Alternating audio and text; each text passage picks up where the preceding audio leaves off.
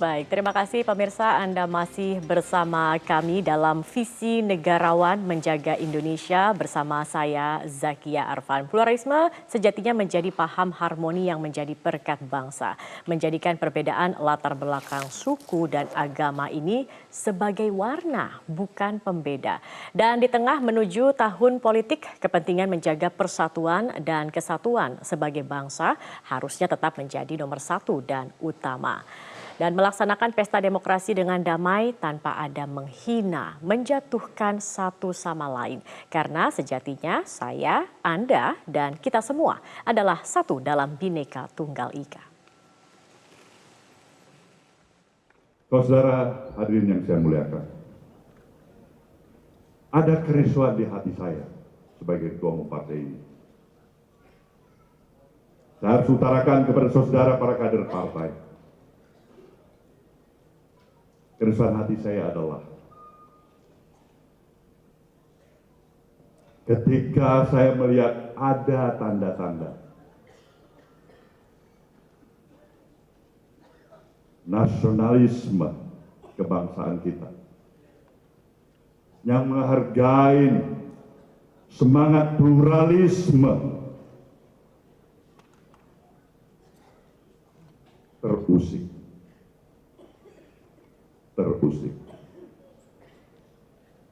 Saya merasa gelisah. Karena saya yakin dan percaya fondasi kekuatan yang ada pada bangsa kita ini adalah ketika kita tetap berpegang teguh secara konsisten untuk memberikan ruang dan tempat penghormatan kepada nilai-nilai patriotisme kebangsaan dan ideologi kita yang telah terangkum sedemikian rupa dalam Bhinneka Tunggal Ika. Kalau kita tidak lagi memberikan penghormatan dan tempat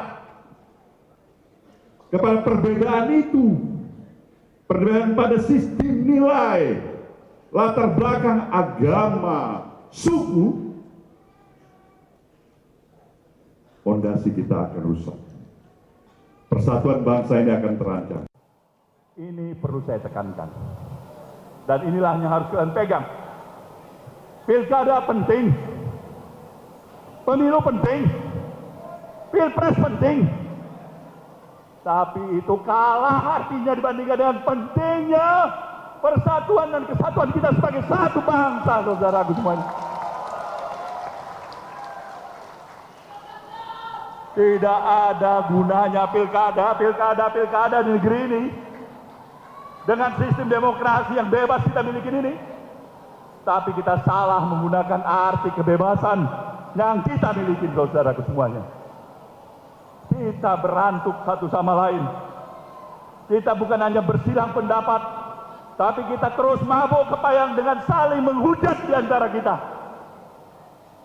Dan menurut saya, itu amat disayangkan. Indonesia memerlukan suasana kebatinan yang saling bisa memberikan pemahaman dan toleransi di antara kekurangan dan kesalahan kita satu sama lain. Karena itulah esensi kekuatannya, nasionalisme dan nilai-nilai patriotisme kebangsaan di dalam bumi Indonesia. Baik. Kalau kita melihat benang merah dari pidato kebangsaan Bapak Surya Paloh tadi menjaga kekayaan alam, memanfaatkannya untuk kesejahteraan masyarakat Indonesia secara adil dan merata. Kemudian masuk dalam bagaimana mempertahankan nilai-nilai budaya Indonesia sebagai identitas Indonesia. Ini merupakan pondasi tadi yang dikatakan ya, bahwa jika pondasi rusak, maka persatuan bangsa ini juga bisa terancam. Nah, Pak Suhidi, kalau kita melihat dan merefleksikan bagaimana pluralisme di hari saat ini begitu dan juga NKRI harga mati dimaknai dalam dewasa ini. Bagaimana Anda melihatnya?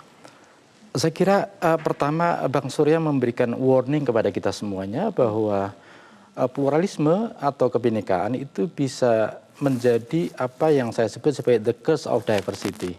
sebagai satu kutukan kebinekaan. Sekiranya kebinekaan itu justru menimbulkan prasangka negatif satu sama lain, menjadi sumber dari kebencian satu sama lain, dan sekaligus menjadi biang kerok dari segala prasangka yang ada di Indonesia. Karena itu kita harus memberikan satu makna baru terhadap kebinekaan ini, agar kebinekaan ini menjadi satu berkah untuk bangsa ini.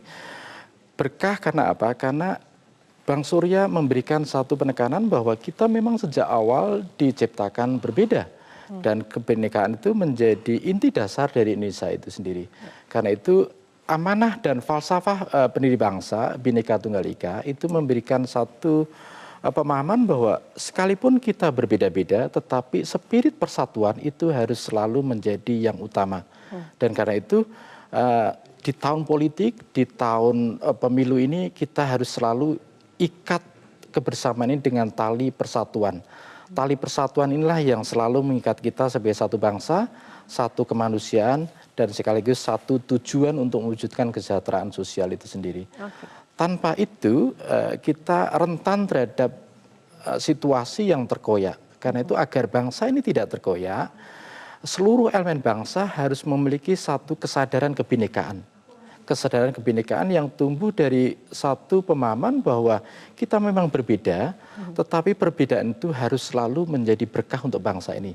Harus menjadi modal sosial untuk menata satu kehidupan yang harmonis, yang selalu menopang satu sama lain agar kita semua tumbuh menjadi bangsa yang kuat, yang maju, dan karena itu menjadi negara maju itu sendiri. Oke, baik. Sebenarnya itu yang menjadi salah satu ciri khas dan kekuatan dari Indonesia. Perbedaan itu yang harusnya menjadi warna. Ini yang kemudian disoroti dunia, dan dunia juga mengakui bahwa perbedaan Indonesia ini sebagai satu kekuatan yang dimiliki oleh Indonesia itu sendiri. Tadi dikatakan Pak Sukidi, Bang Abraham, ada harus yang mengikat begitu ya terkait dengan hal ini. Nah, apalagi menjelang tahun politik 2024. Nah, sebenarnya bagaimana kemudian berpegang teguh yang bisa dilakukan oleh pemerintah baik pusat maupun daerah dalam menciptakan kedamaian untuk menjaga NKRI ini sendiri? Iya, sebenarnya kalau kita lihat kan kita ini sangat heterogen ya. Sehingga kita harus menjaga keheterogenan kita itu agar tidak tercerai. Ya.